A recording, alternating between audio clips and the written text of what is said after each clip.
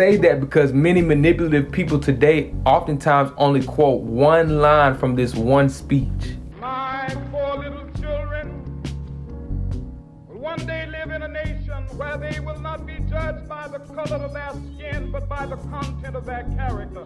I have a dream today. Now, this line is a lot of times purposely taken out of context to speak against things like affirmative action or diversity policies. It's oftentimes framed as if the mere acknowledgement of race to rectify systematic discrimination is somehow wrong. They use his words of equality as a weapon against equity, but MLK also spoke for equity as well.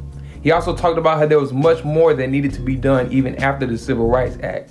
But instead of taking my word for it, let's just listen to what he had to say.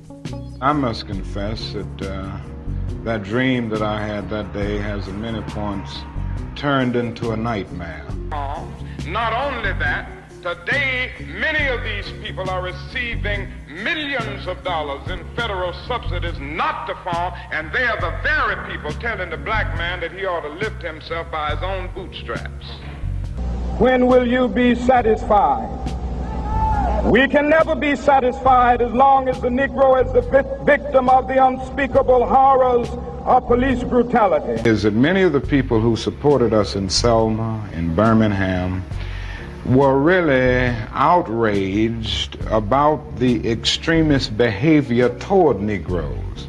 But they were not at that moment, and they are not now, committed to genuine equality for Negroes. It's much easier to integrate a lunch counter than it is to guarantee an annual income, for instance, to get rid of poverty for Negroes and all poor people.